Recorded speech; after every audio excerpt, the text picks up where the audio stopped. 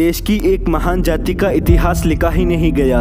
यदि इतिहास को ईमानदारी से लिखा जाता तो जाट जाति के बिना भारत, पाकिस्तान, ईरान, अफगानिस्तान सहित कई देशों के इतिहास की किताबों में जाटों का ही गुणगान होता। एक कहावत है कि अंग्रेजों के राज में उनका सूर्यास्त नहीं हुआ करता था। यह सच है कि उनके अधीन आने वाले देशों में हमेशा कहीं न कहीं दिन रहता था। इतिहास में अंग्रेजों के खिलाफ महज प्लासी की लड़ाई का उल्लेख किया गया है, जबकि यह लड़ाई कभी लड़ी ही नहीं गई। इस लड़ाई के बीच में ही लेन देन शुरू हो गया था। आज़ादी के लिए सन 1857 के गद्दार का इतिहास तो पूरा ही मंगल पांडे, नाना साहिब, टीपू सुल्तान, तात्या टोपे तथा रानी लक्ष्मीबाई के नाम पर घुमाकर छोड़ा गया है। किंतु जब जाटों का नाम आता है और उनकी बहादुरी की बात आई तो साम्यवादी लेखकों की कलम की स्याही सूख गई, जो अभी तक सूखी हुई है। इससे पहले 1805 में भरतपुर के महाराजा रणजीत सिंह की 4 महीने तक अंग्रेजों के साथ जो लड़ाई चली, वह अपने आप में जाटों की बहादुरी की मिसाल और भारतीय इतिहास का गौरवपूर्ण अध्याय रहा है। भारत में अंग्रेजों और भरतपुर के जाट राजा के बीच समानता के आधार पर संधि करना एक ऐतिहासिक गौरवशाली दस्तावेज है, जिसे permanent friendship treaty on equality basis नाम दिया गया था। यही एकमात्र संधि है जो अंग्रेजों ने भारत में किसी राजा से की थी। अंग्रेजों को दूसरों के साथ संधि करने की जरूरत ही नहीं पड़ी, क्योंकि इतिहास में कथित रूप से बहादुर कहे जाने वाले राजाओं ने अंग्रेजों की बगैर किसी लड़ाई लड़े गुलामी स्वीकार कर ली थी। इतिहास गवाह है कि भारत के किसी भी अन्य राजा ने अंग्रेजों के खिलाफ प्लासी युद्ध व मराठों के संघर्ष को छोड़कर अपनी तलवार नहीं निकाली। बहादुरी की डींग हाँकने वालों ने नीचे गर्दन करके अंग्रेजों की गुलामी स्वीकार की थी। पंजाब में जब तक पंजाब केसरी महाराजा रणजीत सिंह जीवित थे, अंग्रेजों ने कभी पंजाब की तरफ आंख उठाकर देखने की हिम्मत नहीं की। सन 1845 में उन्होंने पंजाब में प्रवेश किया, वह भी लड़ाई लड़कर ही। अंग्रेज इन लड़ाइयों के अंत में विजय रहे, लेकिन कुछ लोगों की महान गद्दारी की वजह से।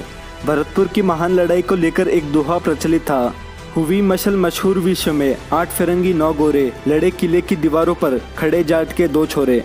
इस लड़ाई का विवरण बहुत सी पुस्तकों में लिखा मिलता है। भारत में अंग्रेजी राज, जाटों के जौहर और भारतवर्ष में अंग्रेजी राज के 200 वर्ष जैसी किताबें इस बात को पुख्ता करती है।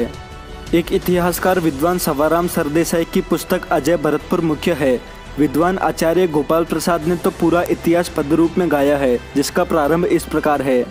अड़ कुटिल कुशिल सा प्रबल प्रखर अंग्रेजों की छाती में गढ़, सरगढ़ से बढ़ चढ़ सुदृढ़, यह अजय भरतपुर लोहागढ़, यह दुर्ग भरतपुर अजय खड़ा भारत माँ का अभिमान लिए, बलिवेदी पर बलिदान हुए शूरों की सच्ची शान लिए।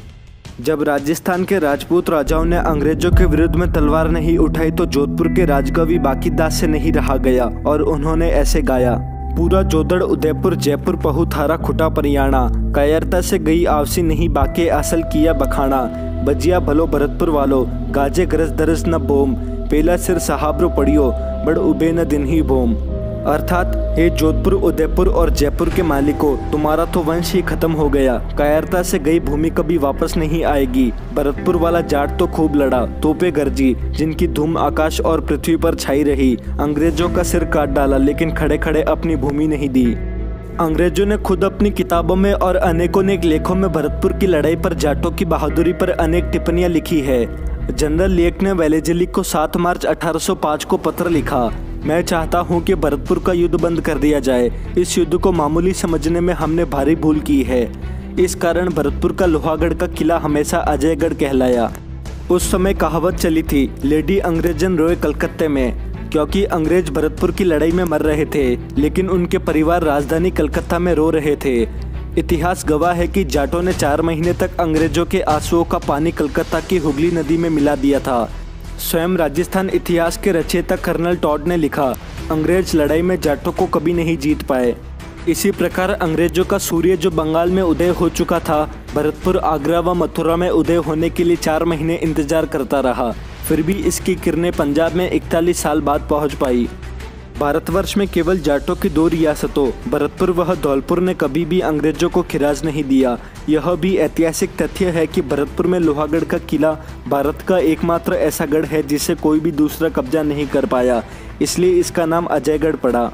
भरतपुर के महाराजा कृष्ण सिंह ने भारतवर्ष में भरतपुर शहर में सबसे पहले नगरपालिका की स्थापना की थी। अंग्रेजों ने मद्रास, कलकत्ता व मुंबई में सबसे पहले म्युनिसिपल कॉरपोरेशन की स्थापना की। इसी जाट राजा कृष्ण सिंह ने भरतपुर में हिंदी साहित्य सम्मेलन करवाया। सन 1925 में राजा जी ने पुष्कर में जाट महासम्मेलन करवाया, जहां चौधरी छोटू राम भी आए थे। इन्होंने जनता के लिए भारतवीर नाम का पत्र प्रकाशित करवाया था। यह सभी तथ्य डॉक्टर धर्मचंद्र विद्यालंकर ने अपनी पुस्तक जाटों का नया इतिहास में संजोया है। अगर आपको यह वीडियो अच्छी लगी तो वीडियो को शेयर करें और चैनल को सब्सक्राइब करना ना भूलें।